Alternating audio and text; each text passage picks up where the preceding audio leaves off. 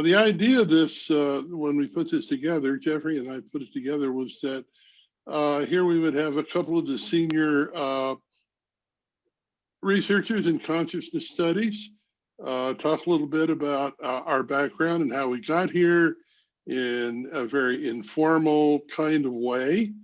So Stan and I have talked a little bit about it, but we're pretty much unprepared. As who was it, the founder of Naropa once said, no worries, nothing is under control. And so it's to be a casual conversation, but a very quick comment about numbers of publications. I've lost track of mine, and I'm sure Stan has, but my wife has always imparted a bit of wisdom on me about wealth. She says, you're not really rich until you make money when you're asleep. And I think that's true of publications as well. Once you get past a certain threshold, you kind of, things get published almost behind your back because you've built up a sort of repertoire and people are using your stuff and you're being invited to agree to a new translation or such. Now, the other thing I want to say very briefly is that about 2 or 3 days ago, I had a nice interview with Deepak Chopra on his site, which I published, put on the, I've actually put the URL on our discussion page. And we talked a lot about how I got to be who I am and my early spiritual interests, ranging from getting stoned while watching Kung Fu episodes all the way down to meeting my actual spiritual teacher. So that's all there. So I can go over it again here, but what I would really like to do is ask Stan to tell us a little bit about his background, how he got to be Stanley Krippner, the one we know, how his interests developed, whatever he would like to say, and I'll take over after that. But even if I say very little today, all you have to do is that you go to that URL, and there's this very nice interview with Deepak Chopra at his YouTube site called The Well, Chopra's Well. It's easy to find. And so Stanley, are you okay with me turning the spotlight over to you for a while? You need to unmute yourself. Unmute yourself. Stan, you're muted. You need to turn your sound on, the little microphone down in the lower left corner. Yeah, turn it on. Now can you hear me? Now you're good. All right, good. Yeah, you've got the floor. Well, thank you, Leslie.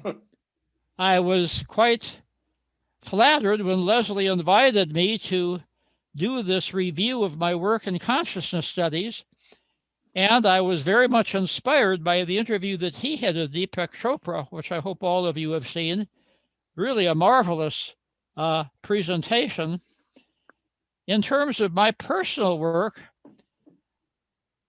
it was really a bottom-up approach to consciousness studies. And each of the areas that I have worked in really has a history going back to my younger days. I am well known, for example, in the psychology of shamanism. And I actually published an article in the American Psychologist on the psychology of shamanism, the first and the last time that shamanism has reached that very distinguished publication. But this all goes back to my very younger days, raised on a farm in Wisconsin. Before the days of tractors, my father and his horse would plow the fields and would unearth Indian arrowheads. And he would give the arrowheads to me and later to my sister when she came along.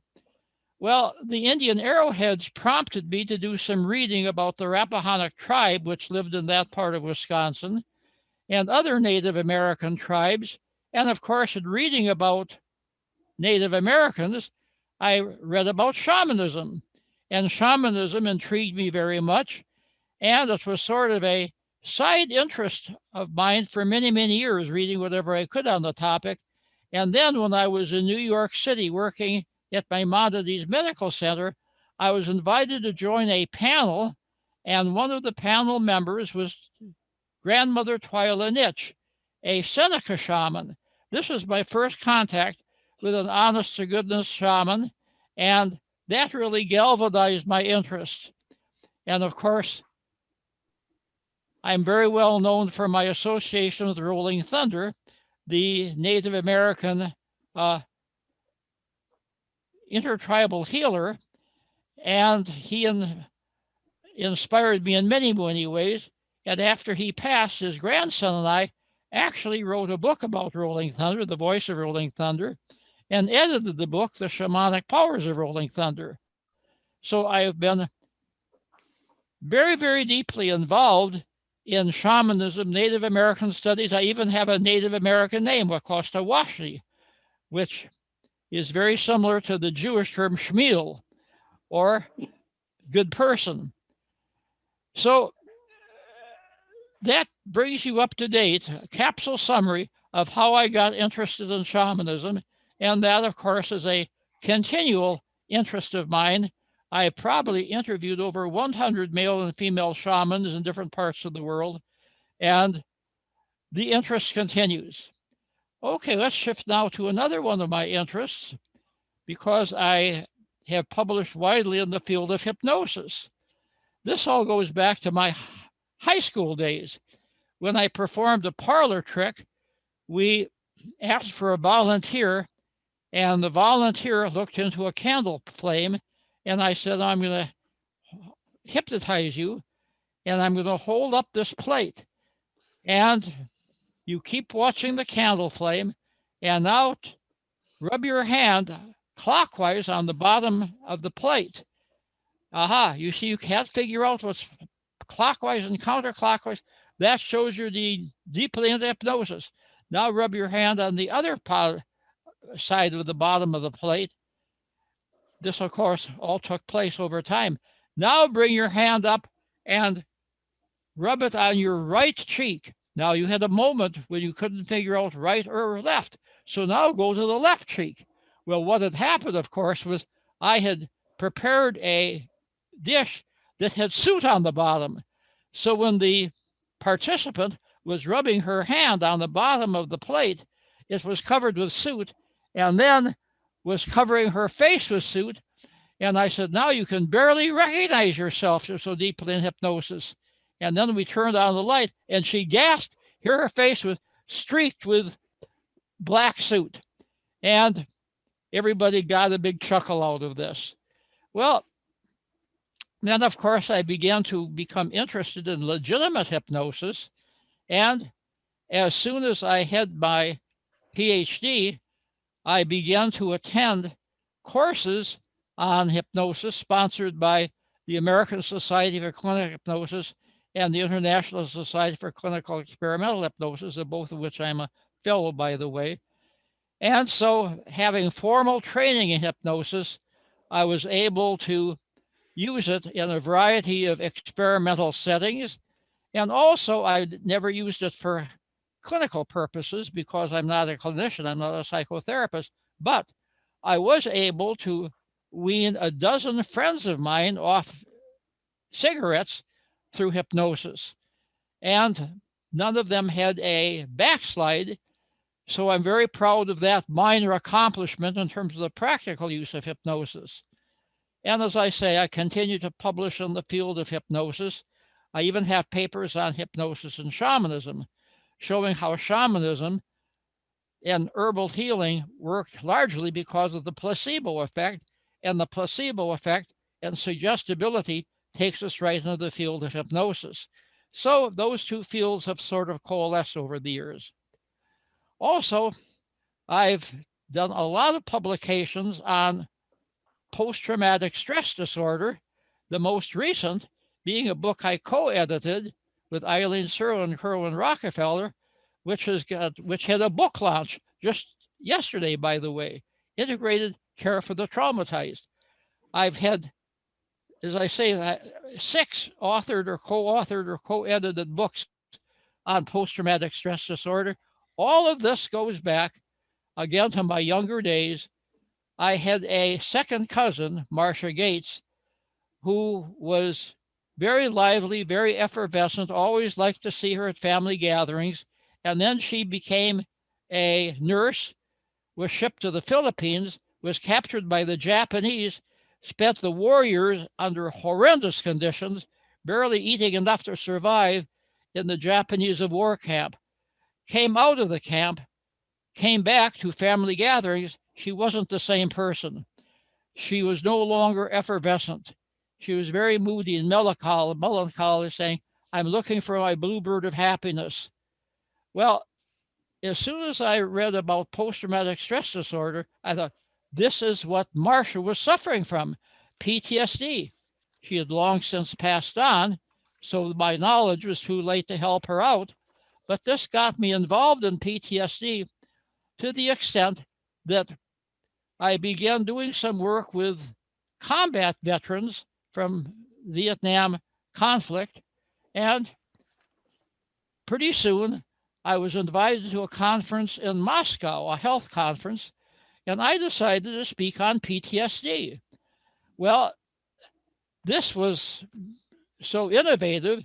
I was invited to meet with the head psychiatrist at the conference, who said, we have soldiers coming back from Afghanistan and they have PTSD.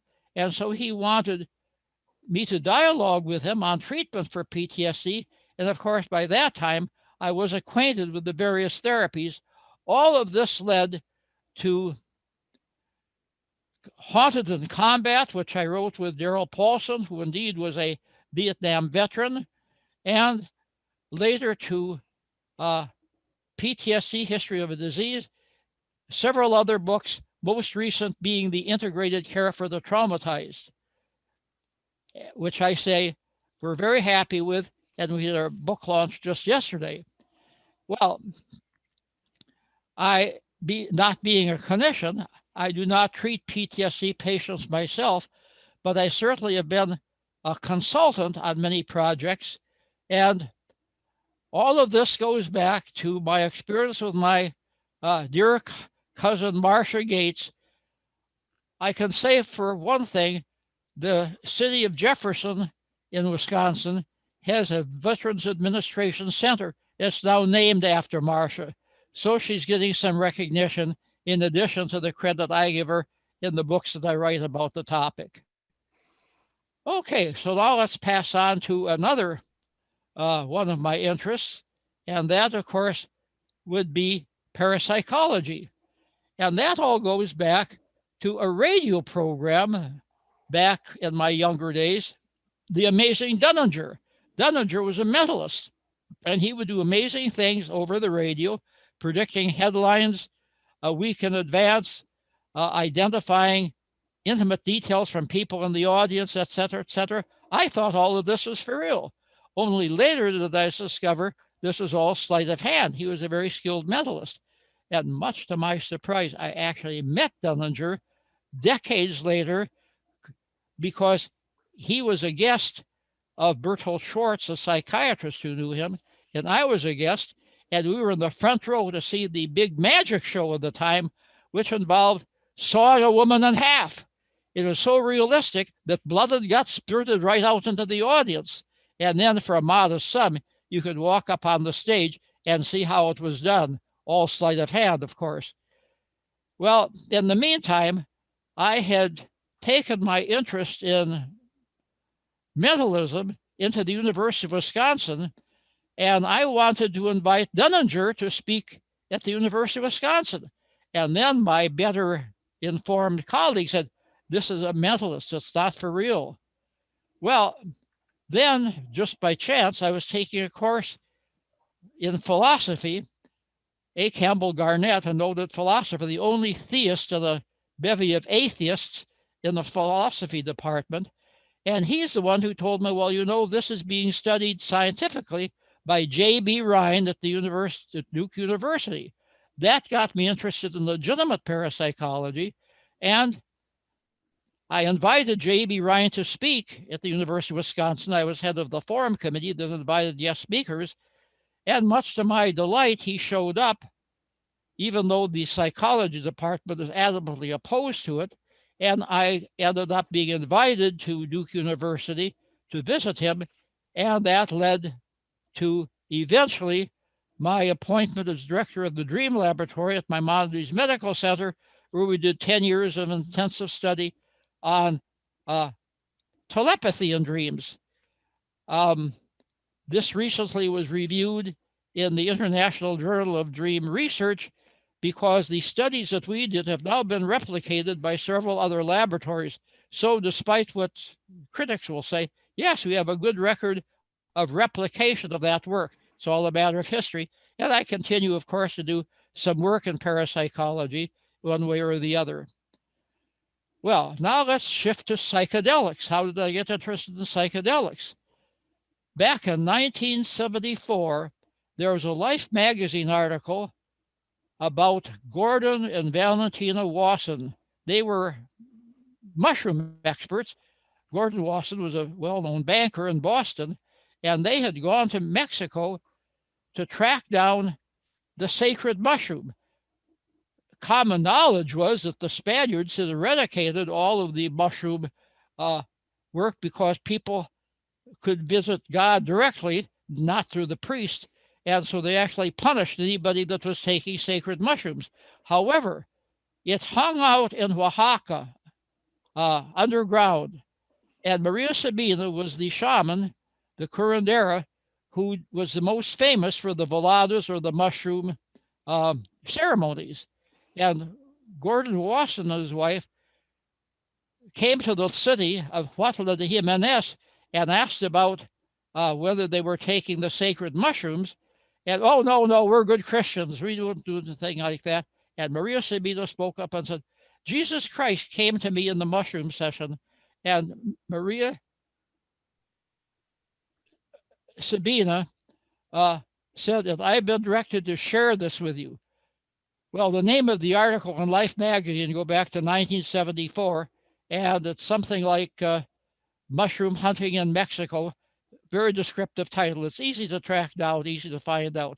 Well, that article changed my life because I was so eager to have that experience.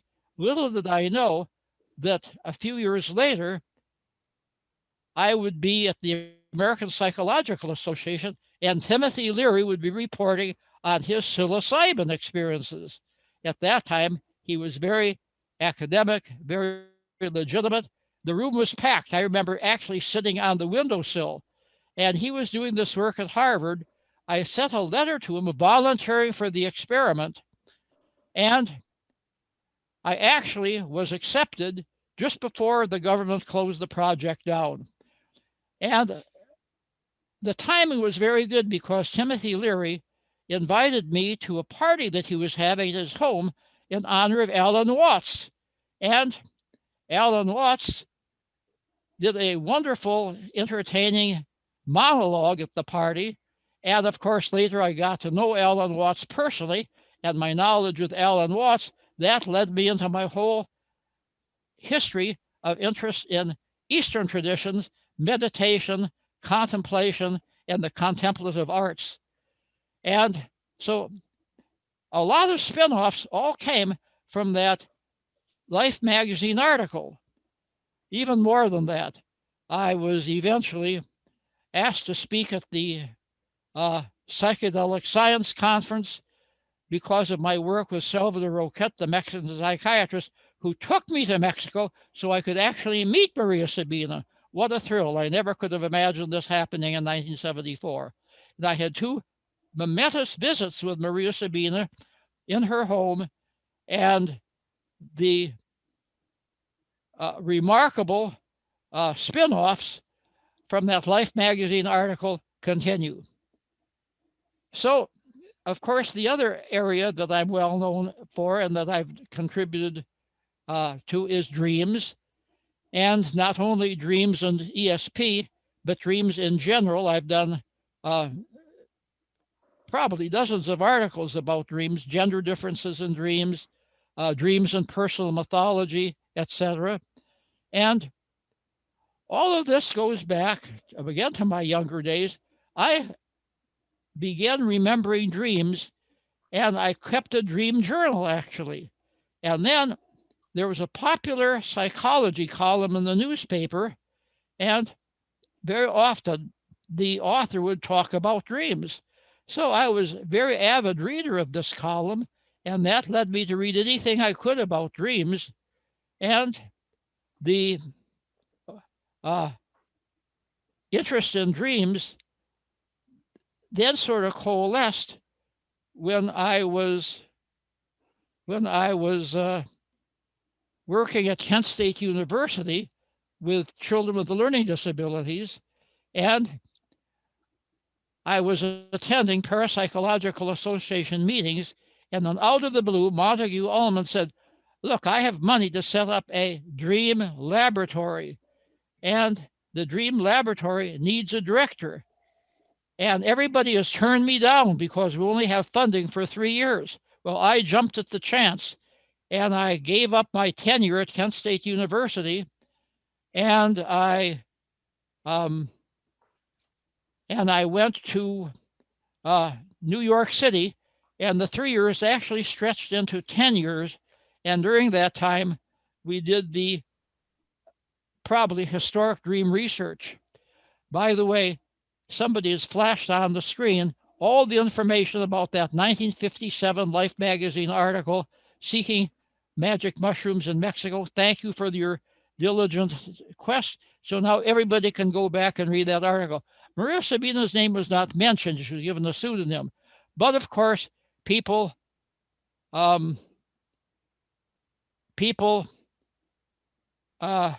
could figure out who it was, and the town of Huerta de Jimenez was alarmed. They said, now we have all of these hippies coming to have mushroom sessions in Maria Sabina, and they're going to lose the magic for the natives here.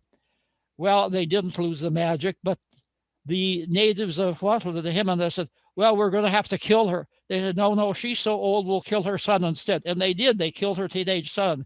And this sorrow remained with her for the rest of her life. So she was sort of a martyr for the sake of the field of ecomycology. She actually, with Gordon Lawson, developed a whole new field, the anthropological study of mushrooms, especially mind-altering mushrooms. Well, as I say, that led me to Timothy Leary and his ups and downs. I was very much a part of that scene. I was actually very much alarmed at the direction that he went, didn't agree with him on that, but I don't speak poorly of Tim because he was very, very kind to me. He was kind to my family when we all visited Millbrook, the retreat that he had. And when Timothy got out of jail, we had a wonderful reunion, and he knew everything I'd been doing. I said, Tim, how did you know about this? He said, well, in jail, you don't have much time to do anything else but read. So I remained in contact with Tim really up to the time of his death. And of course, that led to my contact with Ram Dass, who I became friends, Ralph Metzger, who I became friends with, and that whole Harvard crew. But that's another story. So let's get back to the dream research. And it was the dream research that got me involved, invited to several international conferences, and gave me a sort of a high profile. And so when the field of consciousness studies came along, it was just a natural that I should take all of this accumulated interest patterns and say, well, yes, all these years I've been studying consciousness. So a friend of mine at Northwestern University had just joined the staff of Quadrangle Book. He said, why don't you pull all of this together and we'll publish it? So I submitted a proposal, started to write chapters, The Revolution in Consciousness. So I wrote and I wrote and I wrote and I wrote, sent the chapters in, and then his editor said, we're going to negate the conference. This is too scattered. It's not one coherent whole. Well, I was shocked. I could have come out with really the first popular book on consciousness studies, And because I had a contract, I could have sued. I was so naive, I didn't think of suing. And the chapters I wrote eventually were published as several articles. But then Marilyn Ferguson came along with the Aquarian conspiracy. She covered much of the same ground that I'd covered, but did it better from a journalistic point of view. And this helped launch the whole field of consciousness studies. Okay, so there you are, Leslie. That's sort of a Thank you. quick and dirty, as we say, overview of my interest in the field. And then, of course, I've left out a number of things. Leslie and I were two of the people that founded the Society for Chaos Theory, and I'm not an expert on chaos theory, but have had several articles on the topic, and I integrate chaos theory into many of my articles and presentations because I feel so important, and after all these years, it's finally beginning to catch on. So there you have it. Thank you, Stanley. Yes, you bring up the chaos theory. Stanley and I, along with Carl Prebram and David Loy, Rhiannon Eiser's husband, were founders of the Society for Chaos Theory and Psychology in 1991, I believe it was.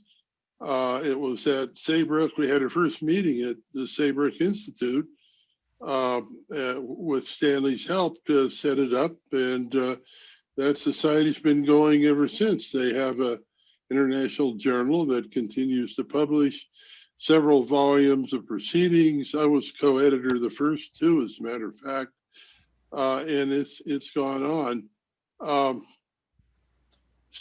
And of course, with Stanley's help and a number of you, in fact, Emmett Baruch, perhaps mostly, started the Society for Chaos Theory, the Society for Consciousness Studies, which started as a discussion group a little over 10 years ago, maybe 10, 12 years ago, as a Google group, and has gradually grown. And since you're all members of it, then we have a website and a listserv now that you probably are mostly all on.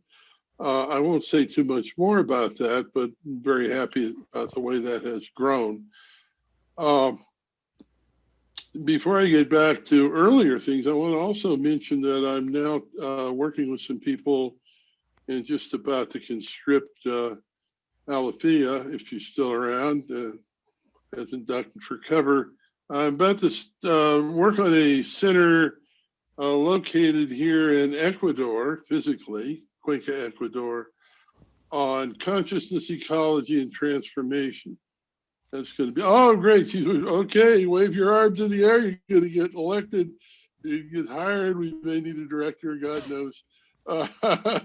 It's all ideas right now. But Cuenca, Ecuador is a World Heritage Site, beautiful town, high in the Andes, and you can get on the plane here, and you can go to the islands. What are they called?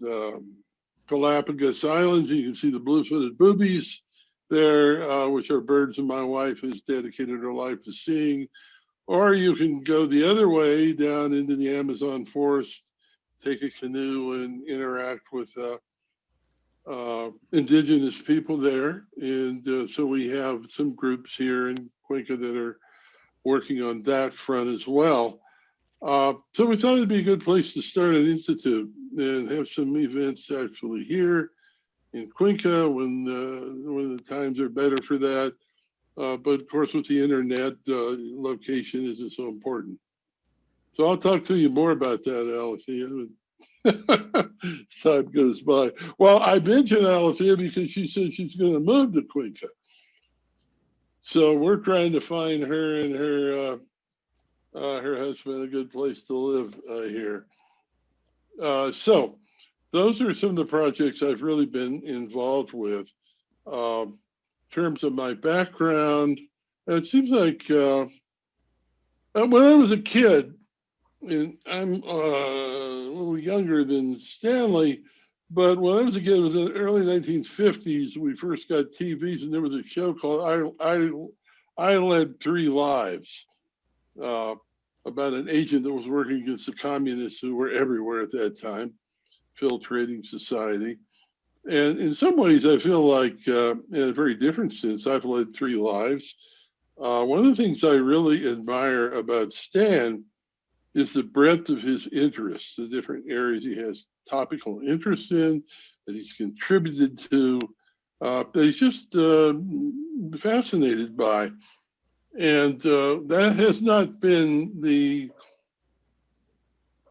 a major motif in Western society for nearly 100 years, to really branch out, for the intellect to spread out in different directions. All this really kind of started with the Civil War, believe it or not, in which professional soldiers were prone to be more likely to live in the war, not get killed than non-professional volunteers. And it was at about the late 1800s, about the time of William James' ascendance to his major works, that professionalism became popular and the fashion in universities and other places. So this meant if you were interested in too many things, you must not know too much about them all. And so, as you all know, and consciousness studies has suffered and now fighting against, much knowledge today is in silos. Department of this, department of that. When I was a undergraduate, I would go ask somebody about something, maybe ESP, maybe dreams. Psychologists would say, "Oh, we don't know anything about that. You need to go to philosophy." They'd go to philosophy. They say, "No, we don't know nothing about that. You need to go over and talk to people in biology," and so on, because everybody was so specialized. They are often in many schools still today. CIIS, where I work and a number of us are associated with, has really specialized in getting out of that model, having research that touches into many areas and brings them together. And of course, we've got Thomas Brophy here in the California Institute of Human Sciences, is the same thing. And Charles Silverstein is at the Graduate Institute in Connecticut, which has a similar commitment to a broad investment in things. So I seem to have had three lives. One of them has been paid the bills, actually. One of them has been in as a teacher in small liberal arts colleges. I spent over 20 years at the University of North Carolina in Asheville, beautiful little town to live in the mountains. And a rare item, a public liberal arts college. It was a nice place to teach. It was a warm community of supportive colleagues, good students, and if you really wanted to be a scholar, which a lot of the faculty didn't, especially, it was a great place, because liberal arts colleges, if you don't get smothered by teaching loads, give you the flexibility to follow your own interests, publish in different areas. Generally, when I was there, people were just happy I published. They didn't really ask me what I was going to publish about. So I was able to develop my interest in consciousness over a period of time there in a kind of effortless way as a psychologist.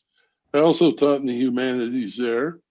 And so, like Stan, I have a number of interests. My left hemisphere interests include music and the humanities. Right hemisphere interests include mathematics and neurobiology.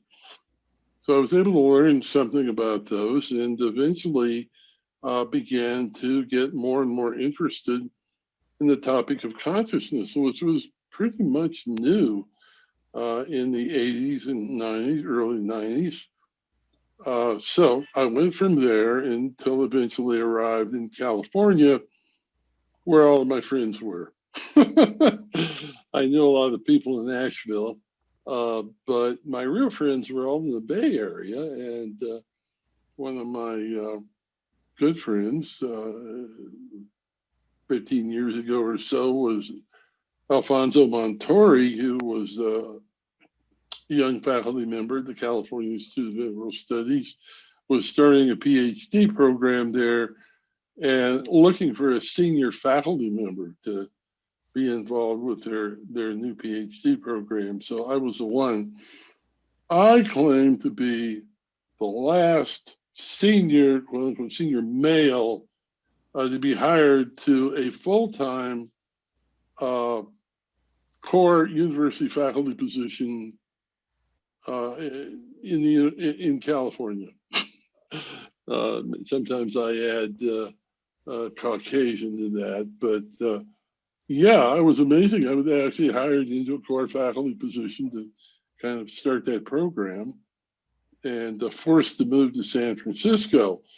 Well, that was a big surprise. San Francisco looked like a great place to live if you could afford to live there. Now I know why it's so hard to hire people, because they take one look at the place, what the property values are, and say, well, can't do that. I actually ended up living on a sailboat in Sausalito for the first year.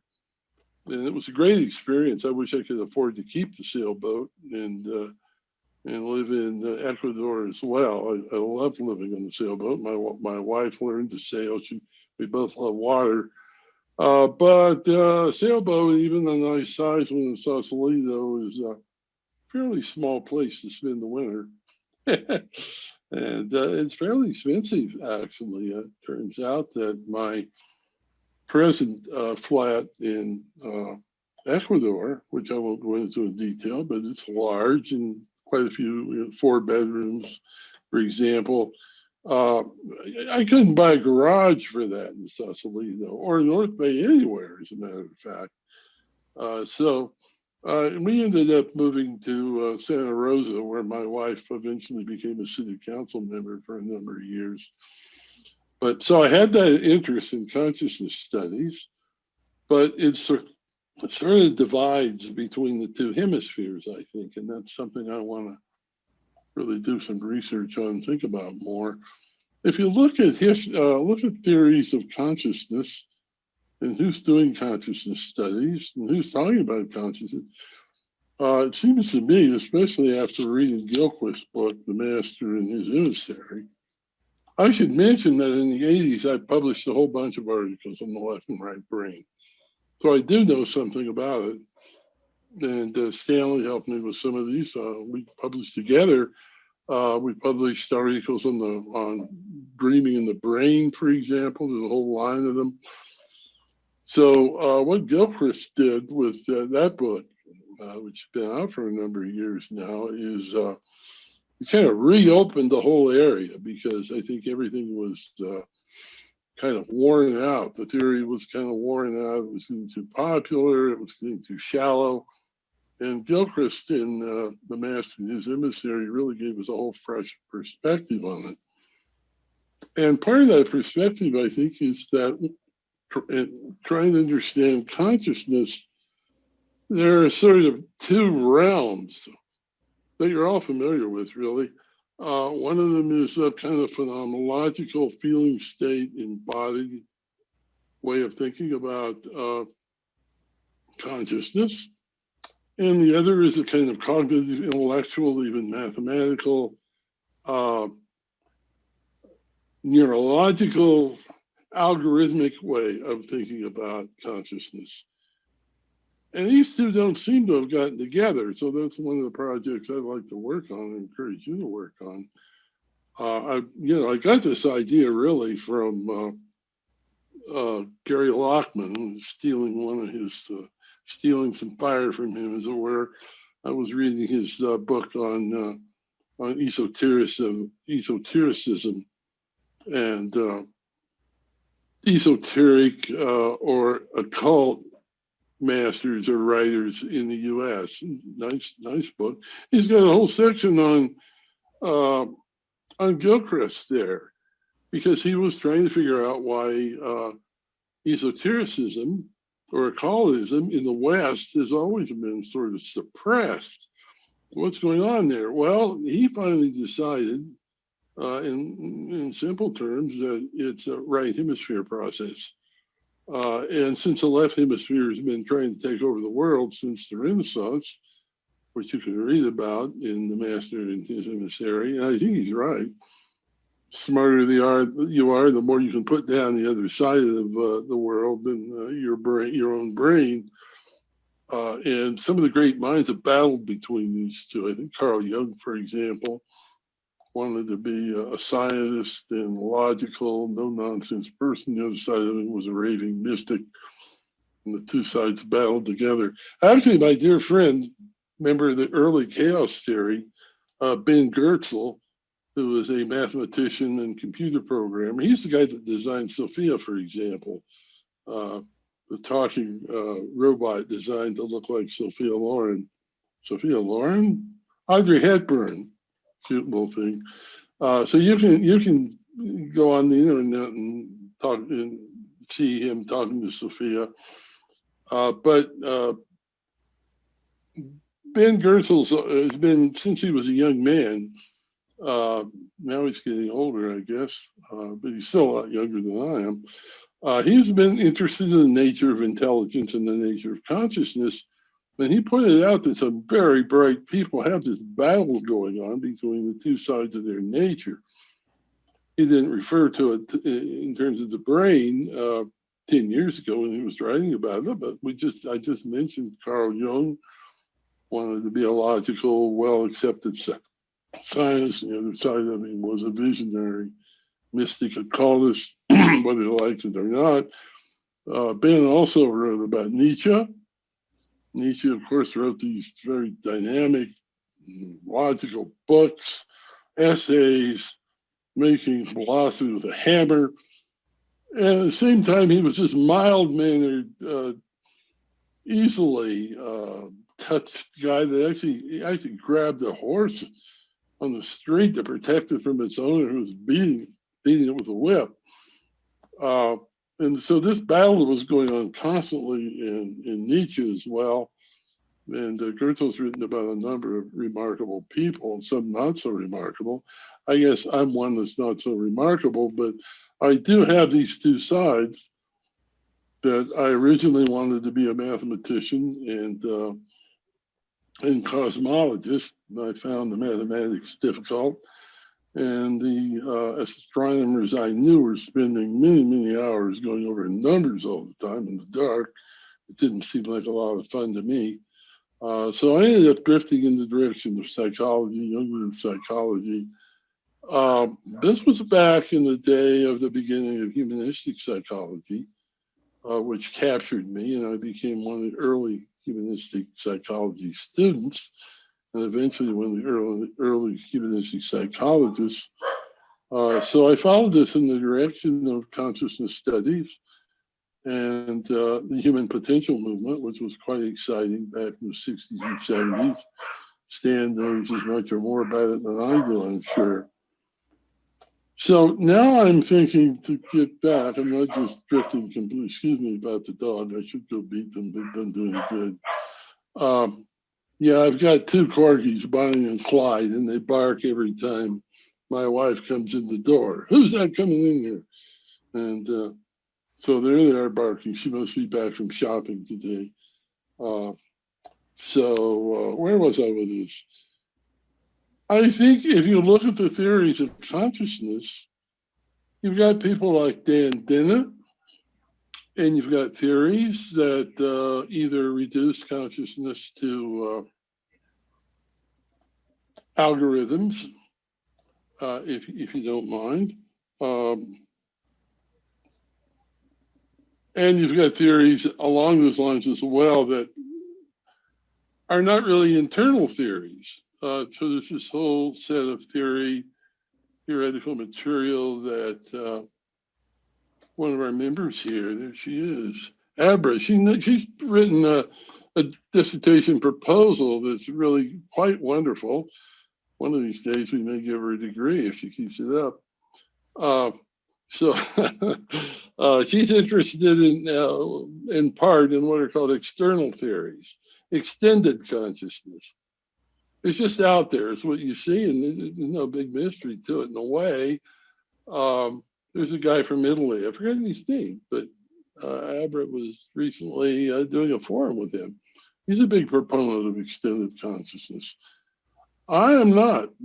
For me, consciousness has always been subjective on the inside. It's an inner process. So now I'm seeing this as more a left and right hemisphere sort of thing, just like Gary Lockman is suggesting that esotericism is always been a right hemisphere thing.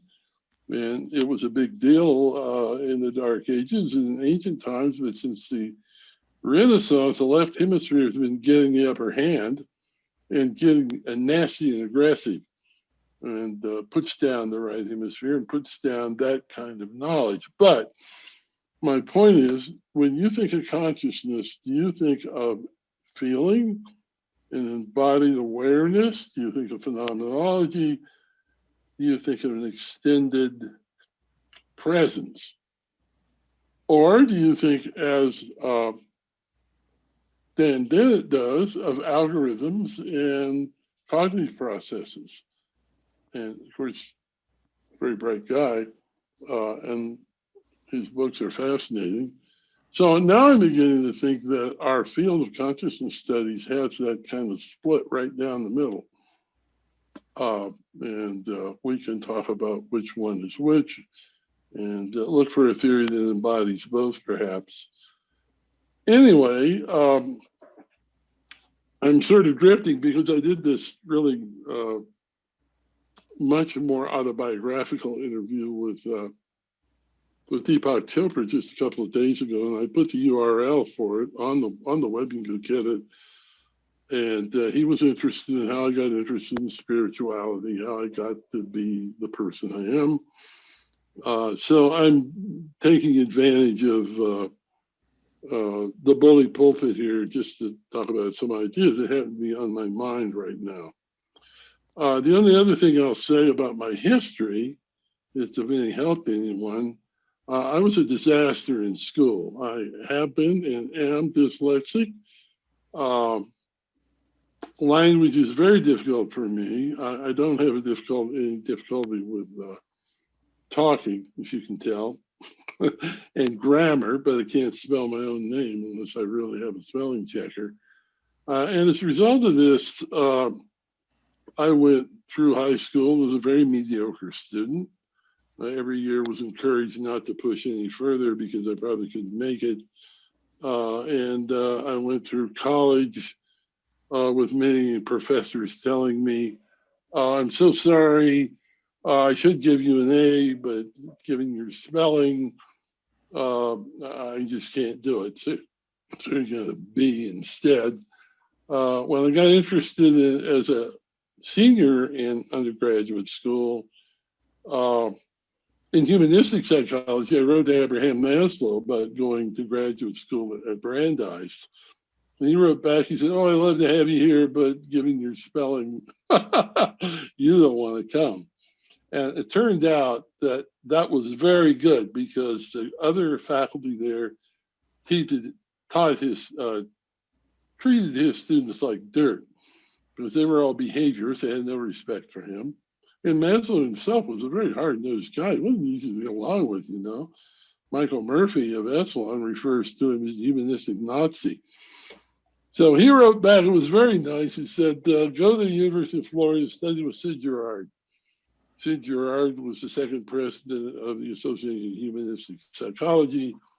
So to make a short story short, I did some work with Sid Gerard, but he introduced me to a philosopher there by the name of Tom Hanna, who was a Nietzschean philosophy. And Tom told me I should read Bergson, who I'd never heard of. And Tom, not long after that, came to California, started an Institute of Somatic Studies, the body, in Nevada, just north of San Francisco, and had something to do with the origins of Saybrook Graduate School. So there's a real loop there. And of course, I ended up teaching at Saybrook some because of Stan.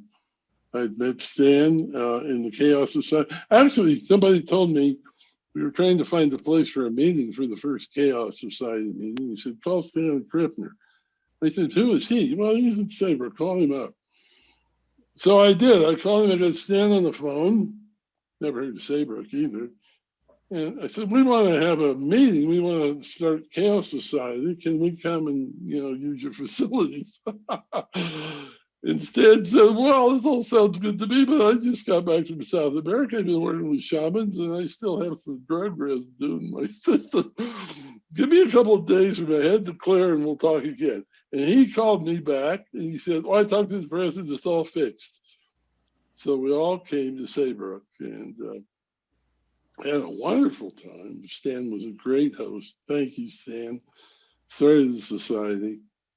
And so it's interesting how life loops.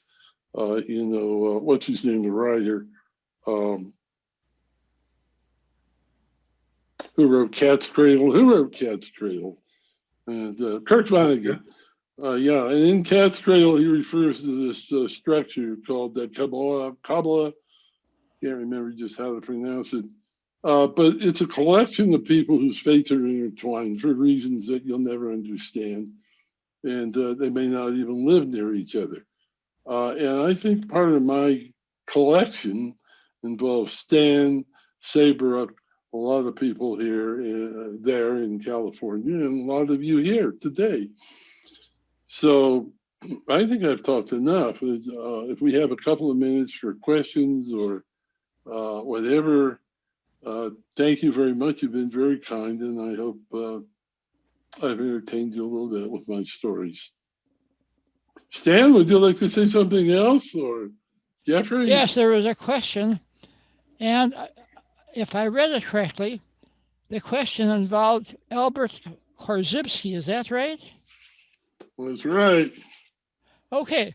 Well, I never met Korzybski. He was before my time, but he had a very big impact on me through general semantics. When I was at the University of Wisconsin, I actually took a whole course on general semantics and contributed several articles to ETC, the Journal of General Semantics, attended several of the general semantics conferences, and most recently, I used general semantics in a presentation on fake news to the American Psychological Association. General semantics, for those of you who don't know, is the scientific study of communication, the effect of words on people's behavior. And one of the key writers in this field was S.I. Hayakawa. And we read his book, Language and Thought and Action, in my class. Little did I know that I would eventually meet Hayakawa, became a very close friend of his until he became U.S. Senator. Then, of course, he had no time for his old friends. But I've had many, many delightful stories about Hayakawa and about the times that we did spend together. But more important, general semantics has been a very important part of my life and informs many of my writings. And so I'm really glad that you brought that up. Of course, Korzybski's famous statement was, the word is not the thing. No, it's the same thing in Taoism. The Tao that can be written about is not the eternal Tao. An event is not the experience. And let me tell you how this played out in my work with trauma. I use the term traumatic experience. There cannot be a traumatic event because an event is what it is. However, there could be a potentially traumatizing event, and two people can have the same event, like an automobile accident. One person assimilates it, brushes it off. Another person becomes traumatized. So that's why we cannot talk about a traumatic event. We can talk about a traumatizing event, and we can talk about a traumatic experience. So this is an example of how I've brought general semantics into my work on trauma and PTSD. Also, I just mentioned in passing that there's a lot of interrelationships among my interests. My work with nightmares and PTSD comes, of course, from my interest in dreams. PSD nightmares are very, very different than ordinary nightmares. They have to be dealt with differently. And I've written a whole article about this in the International Journal of Dream Research. All the reviews of the effective ways that people have found throughout the years of working with PTSD nightmares. No, they demand their own special type of treatment. Why? Because they're very literal. They cannot be changed into symbols and metaphors. They're stuck, just like the person with PTSD is stuck. Well, that's a whole other discussion. Let's not get into that. I just wanted to respond to that very interesting question about Korzybski. Now, there was another question from somebody in Mexico that I didn't respond to, and the question is no longer on the screen. Who's the person from Mexico who had a question for me? I should mention in passing that Mexico has been a very important part of my life. Back in the old days, before the pandemic, I used to go to Puebla, Mexico every year to give workshops at the Transpersonal University. And I've traveled widely in Mexico visiting, I think, all of the major archaeological sites, most notably, of course, in uh, the Pyramid of the Sun, the Pyramid of the Moon, Teotihuacan in Mexico City, but also in some of the Yucatan spots and some of the more remote spots. Mexican archaeology is a very, very great interest of mine. So if a person from Mexico has the question again, pop it up on the screen and I'll read it this time. There's a question that says, can you say something about your time in contact with Dr. Hiroshi Motoyama, the impact of his work on your life? I didn't hear that. Once more.